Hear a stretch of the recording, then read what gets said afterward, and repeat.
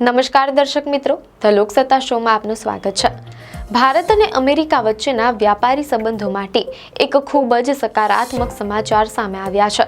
છેલ્લા કેટલાક મહિનાઓથી બંને દેશો વચ્ચે ચાલી રહેલા વેપારી તણાવ અને ટેરિફ યુદ્ધ વચ્ચે અમેરિકન રાષ્ટ્રપતિ ડોનાલ્ડ ટ્રમ્પે એવા સંકેતો આપ્યા છે કે બંને દેશો એક વ્યાપક અને ન્યાયસંગત વેપાર કરારની અત્યંત નજીક છે। ટ્રમ્પના આ નિવેદનથી એ આશા જાગી છે કે ભારતની વસ્તુઓ પર લગાવવામાં આવેલા ઊંચા ટેરિફ દરોમાં ટૂંક સમયમાં ઘટાડો થઈ શકે છે। આ સંભવિત કરાર બંને દેશોના આર્થિક હિતો માટે ખૂબ જ મહત્વપૂર્ણ સાબિત થશે। વ્હાઇટ હાઉસમાં આપેલા એક નિવેદનમાં ટ્રમ્પે ભારત સાથેના સંબંધો વિશે વાત કરી।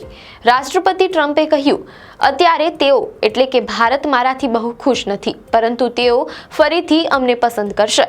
અમે એક નિષ્પક્ષ વેપાર કરારની ખૂબ નજીક છીએ, જે બંને દેશો માટે ફાયદાકારક રહેશે। ટ્રમ્પનું આ નિવેદન દર્શાવે છે કે ટેરિફ વિવાદને કારણે બંને દેશો વચ્ચેની રાજકીય અને વેપારી ગરમી વધી હતી, પરંતુ હવે અમેરિકા આ વિવાદને વહેલી તકે ઉકેલવા માંગે છે।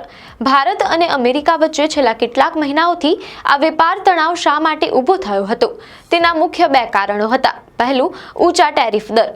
આ વર્ષની શરૂઆતમાં ટ્રમ્પ વહીવટી તંત્ર દ્વારા ભારતીય નિકાસ પર વધારાની ડ્યુટી લગાવવામાં આવી હતી। ઘણી ભારતીય વસ્તુઓ પર ટેરિફ દર 50% સુધી વધારી દેવામાં આવ્યા હતા, જેના કારણે ભારતીય નિકાસકારોને મોટો ફટકો પડ્યો હતો અને વેપાર વાટાઘાટોમાં તણાવ ચરમસીમાએ પહોંચ્યો હતો। બીજું હતું રશિયાથી ઉર્જા આયાત પર દબાણ। અમેરિકા ભારત પર સતત દબાણ બનાવી રહ્યું હતું કે તે રશિયાથી તેલની આયાત ઘટાડે। જો આ વ્યાપક વેપાર કરાર સફળ થાય છે તો તેની બંને દેશો પર ઘણી મોટી અસર થશે। ટેરિફમાં ઘટાડો થવાથી ભારતીય વસ્તુઓ, ખાસ કરીને ટેક્સટાઇલ, જેમ્સ એન્ડ જ્વેલરી અને ફાર્માસ્યુટિકલ પ્રોડક્ટ્સ માટે અમેરિકન બજારમાં પ્રવેશ સરળ બનશે। આનાથી ભારતીય અર્થતંત્રને મોટો વેગ મળશે। ટ્રમ્પના મતે આ કરાર નિષ્પક્ષ હશે, જેનો અર્થ છે કે અમેરિકા ભારતમાં તેના ઉત્પાદનો માટે વધુ સારી બજાર પહોંચ અને નિયમનકારી સરળતાની અપેક્ષા રાખે છે। વેપારી તણાવ ઘટવાથી બંને દેશો વચ્ચેના વ્યૂહાત્મક સંબંધો વધુ મજબૂત બનશે, જે વૈશ્વિક ભૂરાજકારણના સંદર્ભમાં અત્યંત મહત્વપૂર્ણ છે। રાષ્ટ્રપતિ ટ્રમ્પના આ નિવેદનથી આંતરરાષ્ટ્રીય વેપાર જગતમાં રાહતની લાગણી પ્રસરી છે। હવે જોવાનું એ રહે છે કે આગામી દિવસોમાં આ કરારને આખરી ઓપ ક્યારે અપાય છે અને ભારત સરકાર આ વેપાર વાટાઘાટોમાં પોતાના રાષ્ટ્રીય હિતોનું કેવી રીતે રક્ષણ કરે છે। અમેરિકન રાષ્ટ્રપતિ ડોનાલ્ડ ટ્રમ્પે સોમવારે એક મોટો દાવો કર્યો છે કે ભારત સાથેના વ્યાપક વેપાર કરારની ઘોષણા ગમે ત્યારે થઈ શકે છે અને ભારતીય વસ્તુઓ પરના ટેરિફ દરોમાં ઘટાડો કરવામાં આવશે।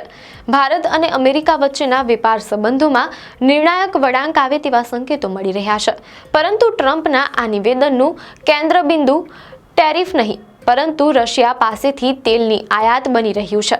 મીડિયા અહેવાલો અનુસાર રાષ્ટ્રપતિ ટ્રમ્પે દાવો કર્યો છે કે ભારતે રશિયા પાસેથી તેલની ખરીદીમાં નોંધપાત્ર ઘટાડો કર્યો છે, જે વેપાર કરારના નિર્ણયમાં એક મહત્વપૂર્ણ પરિબળ બની શકે છે। રાષ્ટ્રપતિ ટ્રમ્પે વોશિંગ્ટનમાં આપેલા નિવેદનમાં સ્પષ્ટપણે કહ્યું, તેમણે એટલે કે ભારતે રશિયન તેલ ખરીદવાનું લગભગ બંધ કરી દીધું છે। તે ખૂબ ઘટી ગયું છે।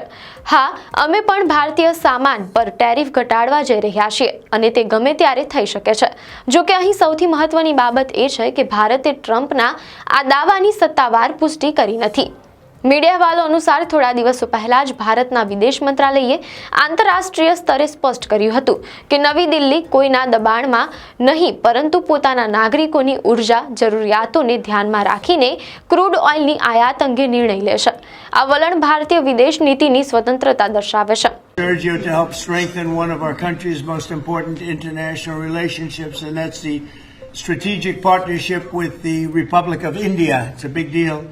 India is home to one of the world's oldest civilization, the largest country in the world, actually, and it's got over 1.5 billion people, and we have a fantastic relationship with the Prime Minister, Modi, and Sergio has only enhanced that because he's become already friendly with the Prime Minister, knowing that Sergio is going to be the ambassador they would call constantly to say, let's get to know this man, and they like what they see, so I know you're going to have a great success over this. It's a very important relationship, but it's also the fastest growing middle class, and it's an important economic and strategic security partner in the Indo-Pacific region.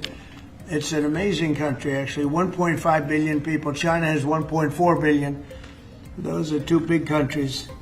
છેલ્લા કેટલાક મહિનાઓથી America Bharat પર Russia સાથેના ઉર્જા અને સંરક્ષણ સંબંધોને ઘટાડવા માટે સતત દબાણ કરી રહ્યું હતું.